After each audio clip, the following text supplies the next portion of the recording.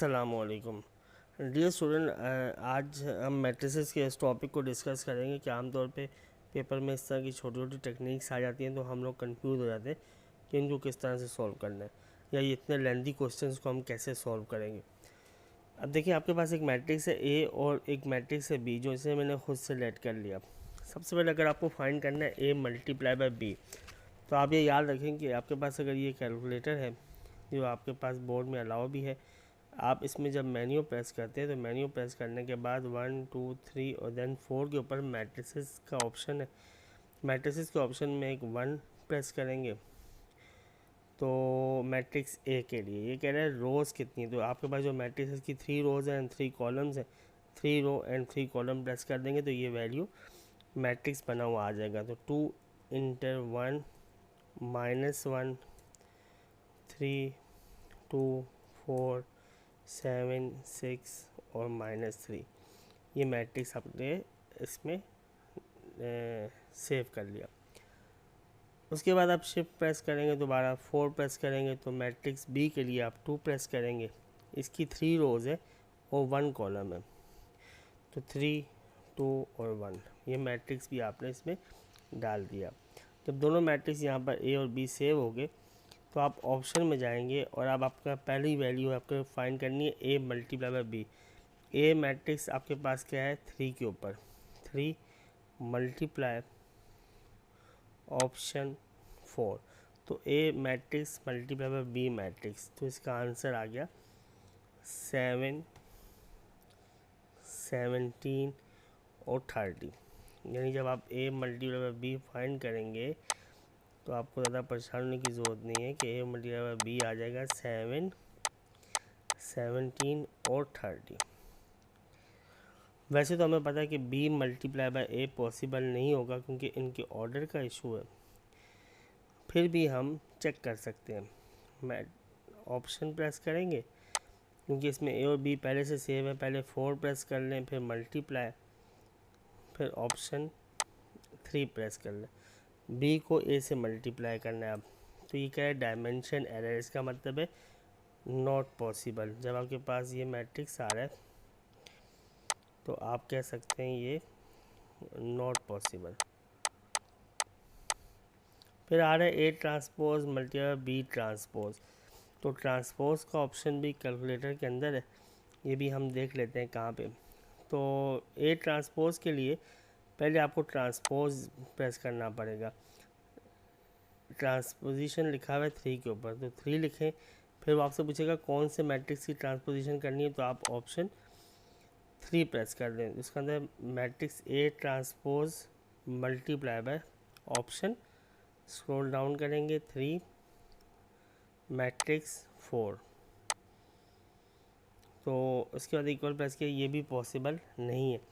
इसके बरअक्स अगर आप पहले बी लिख देते, फॉर एग्जांपल मैं यहाँ लिख देता हूँ ऑप्शन, पहले 4 लिख लेता और फिर मैं लिख देता मैट्रिक्स ए, तो फिर ये पॉसिबल हो सकता था। ये वैसे आपको बता रहा हूँ, जो आपका क्वेश्चन था वो पॉसिबल नहीं है। ये देखें, ये 7 17 और 30 ये पॉसिबल है और ये आंसर भी आ गया। फिर अगला क्वेश्चन है डिटर्मिनेंट ऑफ ए। डिटर्मिनेंट कैसे निकालते हैं? बी का डिटर्मिनेंट तो पॉसिबल नहीं क्योंकि वो स्क्वायर मैट्रिक्स नहीं है, डिटर्मिनेंट हमेशा स्क्वायर मैट्रिक्स का आता है। तो हम डिटर्मिनेंट फाइंड करने के लिए ऑप्शन में जाएंगे,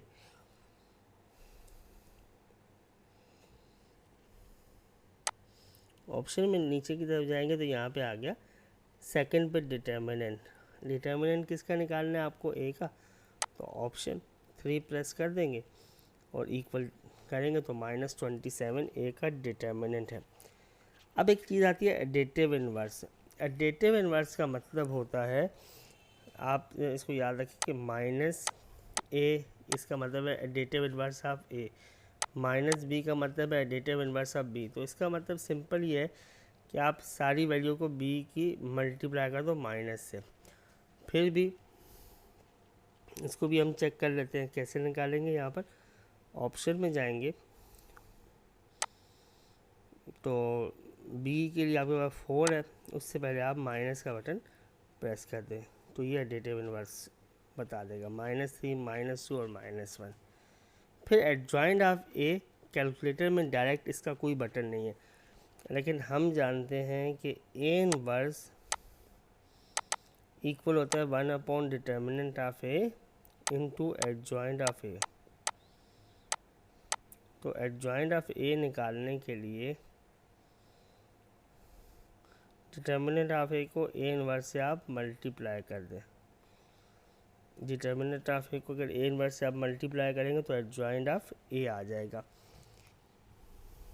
तो इसलिए हम क्या कर रहे होंगे, ऑप्शन में जाएंगे, स्क्रॉल डाउन करेंगे, 2 प्रेस करेंगे, ऑप्शन 3, तो ये क्या आ गया बेटा, डिटर्मिनेंट ऑफ ए आ गया।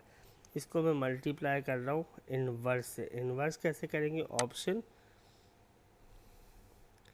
3 प्रेस किया और इनवर्स के लिए ये वाला बटन, ये इनवर्स, तो ये इनवर्स से मल्टीप्लाई डिटर्मिनेंट किया तो ये आ गया -30, -3, 6, 37, 1, -11, 7, 4, -5 और 1।